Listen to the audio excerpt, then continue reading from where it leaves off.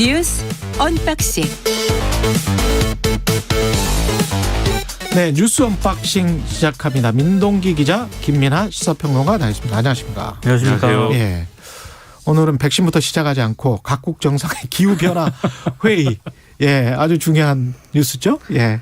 그 바이든 미국 대통령 주재로 40개국 정상이 참여한 화상 그 기후 정상 회의가 예. 이틀 일정으로 어제부터 이제 시작이 됐는데요. 미국과 유럽연합 등 주요국들이 기존 목표치를 크게 웃도는 온실가스 배출량 감축 목표를 제시했습니다. 예. 바이든 대통령만 하더라도요. 2030년까지 미국이 온실가스를 절반으로 줄이겠다 이렇게 얘기를 했고, 그리고 2050년까지는 배출 제로 경제로 가는 경로 위에 놓을 것이다 이렇게 강조를 했습니다. 그러니까 한마디로 기후변화 대응에서도 미국이 글로벌 리더십을 되찾겠다. 예. 사실상 이렇게 선언을 한 것으로 풀이가 되고 있습니다. 그러니까 트럼프 대통령 때는 예. 이 기후변화 문제 이런 것들에 대해서 굉장히 소극적이고, 그리고 이제 온실가스로 인한 뭐 이런 것들의 피해에 있어서는 아예 그건 사실이 아니다라고 부정을 하는 그런 이제 흐름이었는데, 사실 아니다 그랬죠. 그렇죠. 예. 근데 바이든 행정부는 이제 이 초기부터 바이든 대통령 취임 직후부터 제1성으로 이렇게 기후변화를 주도하겠다. 이걸 이제 좀 확언을 했기 때문에 예. 그런 차원에서 진행된 회의인데, 여기서 좀 주목해 볼 만한 게 이 시진핑 중국 국가주석과의 이제 서로의 이제 입장 차나 뭐 이런 것들인 것 같아요. 그래서 미국은 이제 계속 중국에 대해서 이제 기후변화의 목표나 이런 것들을 채워가는 그런 과정이 필요하다고 강조를 하는데, 중국은 원론적으로는 이 협력하겠다라고 얘기를 하면서 예. 그러면서도 지금까지의 어떤 탄소 배출이나 이런 것들을 역사적으로 짚어보면은 가장 많이 배출한 건 어쨌든 지금의 선진국들 아니냐, 중국이 아니라 미국을 비롯한 이런 국가들 아니냐. 예. 이제 와서 이제 우리에게 이런 것을 강요하는 것은 사다리 걷어차기다, 이런 취지의 얘기를 직접적으로는 안 하지만 예. 간접적으로 이제 그렇게 하고 있는 그런 상황이어서, 이게 뭐 표면적으로는 이제 좀 협력하는 모습이긴 하지만 앞으로 이 기후변화, 그리고 이 기후변화를 가지고 이제 산업 구조를 어떻게 이제 만들어갈 것이냐는 양쪽의 이제 셈법이나 이런 것들이 서로 엇갈리는 그런 과정들이 있을 것 같습니다. 정확한 지적입니다. 예, 결국은 미국은 물론 이제 트럼프 대통령의 어떤 생각, 사고 자체가 좀 기이했기 때문에 파리 기후변화협약도 아예 탈퇴해버렸잖아요. 2015년에 했던 것들을. 그럼에도 불구하고 지금 미국 입장에서는 이 정도 되면 산업구조조정을 그렇게 가져가는 것이 앞으로의 이익에도 크게 남겠다는 것이고, 개발도상국들은 늘 그쪽으로 가면 우리가 지금 현재 제조업이나 지금 현재 탄소 경제 하에서 버텨낼 수 있을까? 그쪽으로 이전되는 비용이 굉장히 클 텐데. 네. 그래서 이제 걱정하는 것이고 그럴 테죠. 예. 그렇죠. 그래서 우리 입장은 뭐냐, 이게 좀 더 이제 시선이 쏠리는 대목인데, 우리는 이제 미국과 같은 그런 정도의 이제 어떤 기후변화 대응을 해야 되는 거냐, 예. 아니면 중국과 비슷한 목소리를 내야 되는 거냐, 사실 좀 갈등이 있죠. 예. 근데 문재인 대통령이 이제 이 2050년 탄소 중립 실현을 위한 우리나라의 강화된 기후 대응 행동을 주제로 또 이 자리에서 연설을 또 했는데, 핵심 내용은 이런 거였습니다. 올해 안으로 2030년 국가 온실가스 감축 목표 상향한다. 그리고 신규 해외 석탄화력 발전소 공적 금융 투자를 중단하기로 약속한다. 이런 내용인데, 지금 이제 감축 목표를 상향한다고만 했지 구체적인 수치는 또 언급을 안 했거든요. 예. 그래서 이제 이게 좀 뭐랄까요, 구체적이지 않은 약속만 또 재차한 그런 모양새 아니냐, 좀 부족한 어떤 대응이다, 이런 지적들도 나오고 있고, 이 뭔가 국제사회에 구체적인 계획을 이제 제시하지 못한 게 이번이 처음이 아니라 지난번에도 이제 그런 비판이 나왔기 때문에 아무래도 기후 변화를 이제 말만 하고 실제적으로 실천은 못한다는 그런 비판을 또 받게 되는 거 아닌가, 이런 시선들이 있는 상황입니다.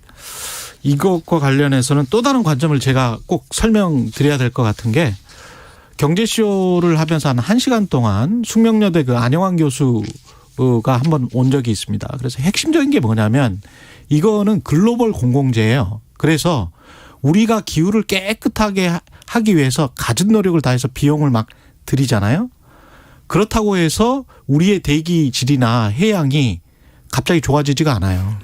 옆나라 일본에서 오염수 방출한다든가, 중국이 계속 공장에서 굴뚝 떼고 있다든가 이래버리면 안 되잖아요, 우리 대기질이. 그렇죠. 그렇기 때문에 같이 보조를 맞춰가는 그 정도의 타이밍과 시기를 국제적으로, 특히 지역 경제 같은 경우는 불락이라도 같은 대기를 쓰는 그 정도라도, 또는 같은 해양을 쓰는 그 정도라도 이게 협의를 하지 않으면 우리만 해서는 우리의 비용만 들어가는 그런 기회 비용의 모순이 발생하는 그런 희한한 재화입니다. 글로벌 공공재. 이 공기라는 것이. 솔직히 예. 바이든 대통령 같은 경우에는요. 예. 기후변화에 대해서 굉장히 미국이 선제적으로 대응을 하고 있고 이런 감축 노력을 하고 있다라는 점을 강조를 하긴 했습니다만 예. 방금 그 최경영 기자도 얘기한 것처럼 일본이 오염수 처리하는 거 있지 않습니까? 예. 이거는 또 괜찮다라고 또 일본을 또 지지했거든요. 그렇죠. 또 앞뒤가 안 맞는 지금 상황이 되는 겁니다. 그래서 우려가 예를 들면 기후변화 문제를 가지고 다른 나라의 뭐 탄소세라든지 이렇게 관세를 이제 강화해서 부과하는 그런 방식으로 대응을 하게 될 경우에 미국이 그러면 사실은 기후변화를 얘기하고는 있지만 그걸 이용해서 사실은 자국의 어떤 이익이나 이런 것들을 추구한다는 이런 상황으로 갈 수도 있는 거거든요. 그래서 이게 양면적인 어떤 부분이 있는 문제인데 그렇습니다. 그럼에도 불구하고 어떤 글로벌 리더십을 형성하는 과정에서는 각자의 이제 역할을 분명히 해야 되는 필요도 있는 거고 그래서 이제 이런 회의를 이제 하는 그런 대의 명분이 또 있는 거죠. 예. 그래서 이제 말씀하신 대로 구체적인 비용을 투입하는 문제에 있어서는 우리가 얼마든지 타이밍이나 이런 정도를 또 계산해 볼 수 있겠지만 적어도 이 글로벌 리더십을 형성하는데 기여하는 측면에서는 또 우리의 역할이 필요한 것이기도 하기 때문에 이런 데 균형을 잘 잡는 그런 뭐 내용이 더 이제 명확하게 제시가 됐으면 좋았을 것 같습니다. 청취자 2454님, 우리 아이들 생각하면 지구 기후 위기 걱정됩니다. 어제 지구의 날이어서 저녁 8시에 계속 불 끄고 있었어요. 야, 정말 환경 많이 생각하시는 그런 청취자 분이십니다. 예, 고맙습니다. 민주당 초선 의원들이 쇄신안을 냈네요. 일단 당 쇄신위원회를 구성해달라고 요구를 했고요. 예. 이른바 그 재보선의 원인이 됐던 성비비 사건의 피해자와 국민들이 받아들일 수 있는 진정성 있는 사과를 요구한다고 밝혔습니다. 모두 5개 항의 쇄신 방향 요구안이 이제 제출이 됐는데 예. 뭐 이를테면 당정청 관계에서 민심이 반영될 수 있도록 당이 주도성을 발휘해달라. 민심이 반영될 수 있도록. 네. 그리고 뭐 의원들 간의 집단 토론 활성화 이런 내용들이 좀 포함이 됐습니다. 그리고 이것 외에도 초선 의원들 스스로 뭐 쓴소리 경청 텐트를 설치 운영하겠다 이런 내용도 밝혔고요. 예. 세대별 심층 토론의 개최를 또 약속을 했습니다. 그리고 윤호중 원내대표가 초선 부대표를 약속을 했거든요. 예. 그러니까 여기에 민병덕 그리고 비례의원인 이수진 의원을 또 추천을 했습니다. 어떻게 보십니까? 네. 그건 좀 언론이 주목하는 것은 일단 재보궐선거 원인이 된 성비 사건에 대해서 진심으로 반성하고 국민과 피해자에게 사과한다 이런 입장을 당 지도부도 국민과 피해자가 받아들일 수 있는 진정성 있는 사과로서 해야 된다 이제 이런 부분에 있어서 초점을 맞추고 있어서 그런 합의를 이끌어낸 것은 이제 좀 뭐랄까요 의미가 있다고 생각을 하는데 그 외에 이제 이 더불어민주당이 왜 이렇게 됐는가에 대한 여러 가지 진단이나 또 그것을 위한 해법 같은 경우는 사실 이것도 이제 구체적이지는 않다. 다소 이제 좀 추상적인 수준에 머무르고 있거나 그리고 그동안 좀 갈등이 첨예했던 부분은 얘기를 못 하고 있다라는 평가가 있거든요. 예를 들면 이제 지난번에도 논쟁이 된 조국 전 장관 문제에 대해서 당이 계속 이런 태도를 가져가는 게 맞느냐 이 문제하고 서울시장 부산시장 재보궐선거에 후보를 이런 방식으로 내는 게 맞았냐 여기에 대해서는 이제 명확한 해법이나 합의가 없는 그런 이제 쇄신안을 요구하고 있기 때문에 이 부분은 또 한계다 이렇게 이제 짚고 있는 상황입니다. 다만 이제 초선 의원들이 뭐 이렇게까지 하는 과정에 노력을 한 건 사실이고 또 첫 술에 이제 배부를 수는 없는 거니까 그런 차원에서 바라봐야 될 필요도 있지만 어쨌든 좀 더 이제 좀 변화와 혁신이라는 부분을 이 여당이 분명하게 보여줘야 될 필요가 있는 때이기 때문에 초선들의 이런 요구를 지도부가 그럼 어떻게 또 화답할 것이냐 이걸 좀 주목해서 봐야 되겠죠. 지금 지도부가 일단 공석 상태이기 때문에 그러네요. 일단 한계가 있었다는 그런 지적도 있고요. 당대표가 뽑히면 또 계속 논의를 해 나가야 되겠습니다. 그래서 초선 의원 모임인 더민쪽 그 운영위원장이 고영인 의원이거든요. 얘기를 좀 했습니다. 지키지도 못할 약속을 해서는 안 되고 실질적인 변화가 필요한 만큼 신중한 논의가 필요해서 대표위원을 내지 못했다 이렇게 얘기를 했는데 아무래도 지도부가 뽑히고 나면은 조금 얘기가 좀 진행될 수도 있지 않을까 싶습니다. 근데 이 첨예한 논쟁이라는 건 지키지 못할 약속으로부터 늘 시작을 하는 것 같아요. 그렇죠. 인생사라는 게. 과감해야 될 때도 있습니다. 예.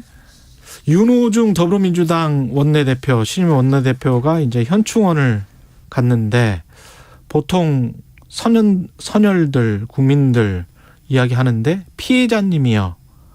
이게 방명록에 써놓은 그러니까 내용이죠. 원내대표단 의원들하고요. 이제 국립서울현충원을 참배를 했습니다. 현충탑 앞에 무릎을 꿇기도 했는데 방금 말씀하신 것처럼 방명록에 선현들이시여 국민들이시여 피해자님이여 진심으로 사과드립니다. 민심을 받들어 민생을 살피겠습니다. 이렇게 썼거든요. 여기서 피해자님이 누구냐? 보궐선거 발생 이유가 됐던 그 이른바 그 피해자들을 언급을 했다. 이게 예. 당 관계자가 이렇게 얘기를 한 거거든요. 예. 근데 왜 현충원에서 이런 방명록에서 그걸 이렇게 썼느냐 이걸 두고 이제 논란이 좀 제기가 됐고요. 예. 가장 핵심적인 거는 피해자 측이 강하게 반발을 하고 있다는 겁니다. 예. 특히 이제 오고돈 전 부산시장 성추행 사건 피해자 같은 경우에는 부산 성폭력 상담소를 통해서 자신이 현충원에 안장된 순국 선열이 아니다. 너무 모욕적이다. 이렇게 입장을 전했거든요. 그래서 좀 진정성에 의심이 든다. 이렇게 또 좀 비판이 좀 제기가 되고 있습니다.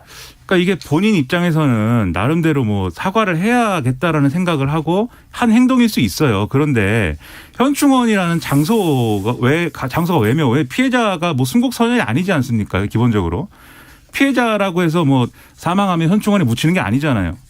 그런 이제 왜 현충원에서 이걸 하고 있는가 이런 문제가 있고 방명록에 왜 순국선열과 국민과 같이 열거를 하고 있는가.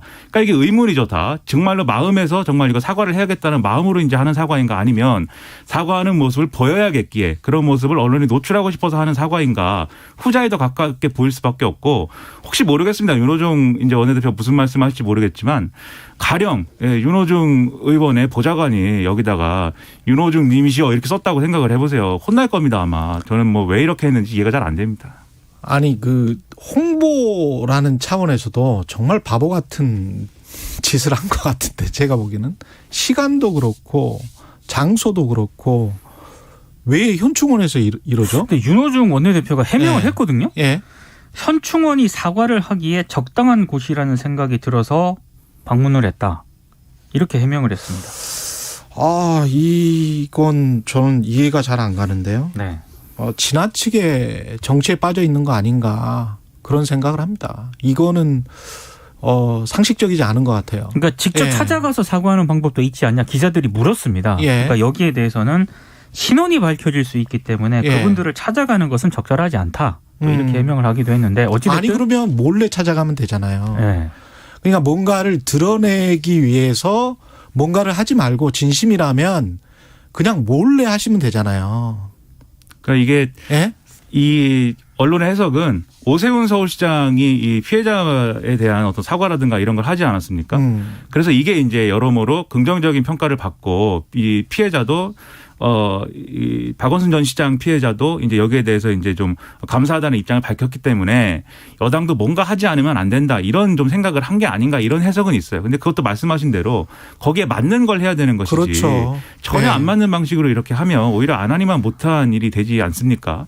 그리고 민주당이 사과해야 되는 게 뭔지도 구체적으로 사실 모르겠어요. 뭘 사과하는 것입니까? 저는 더불어민주당이 사과해야 될 것은 뭐 다른 거 다 떠나서 이 피해자에 대한 2차 가해를 계속해서 지속적으로 해온 것 그리고 이 피해자의 여러 가지 이제 어떤 노력에 대해서 구제 노력에 대해서 어떤 음모론이나 이런 것들을 연상시킬 수 있는 이런 발언들을 당 소속 관계자들이 계속 해온 것 이런 것들에 대해서 사과를 해야 된다고 생각을 하는데 그런 내용이 전혀 아니지 않습니까? 순국선열하고는 상관이 없잖아요. 그러니까 이해가 잘 안 됩니다. 하여튼. 제가 드문드문 말씀드렸지만 너무나 정치 마케팅이 발달을 하고 홍보 이런 것들에만 그 신경을 쓰다 보니까 겉외양 뭐 이렇게 뭔가 보여지는 것, 언론에 비춰지는 것, 사진 찍히는 것, 뭔가 기록에 남는 것 이런 것들에만 신경 쓰고 진짜 진정성이 있는 어떤 가치 있는 정책, 가치 있는 행위 그것에 관한 신경을 훨씬 더 써야 그게 정치인들이 아닌가 싶어요. 초선 의원들 쇄신한 내용 나온 것도 그런 것들이 좀 더 들어가 있었으면 좋겠다. 그런 생각이 들고요. 민주당이 정말로 반성을 하고 재보궐선거 참패를 딛고 일어나려면 그러면 진짜 가치를 향해서 뛰는 그런 모습을 보여주고 그런 행동을 해야 됩니다. 그게 보이든 안 보이든 간에. 상당히 이상주의적이십니다. 지난번에는 저도 예. 너무 이상적이라고 그러니까 저는 정치를 하지 않죠. 예. 언론인만 저도 하죠. 이상주의 한 이상 하는데. 네. 예. 예, 시간이 없어서. 예, 알겠습니다. 뉴스 언박싱 민동기 기자 김민아 시사평론가였습니다. 고맙습니다. 고맙습니다. KBS 1라디오 최경련의 최강 시사 듣고 계신 지금 시각 7시 38분입니다.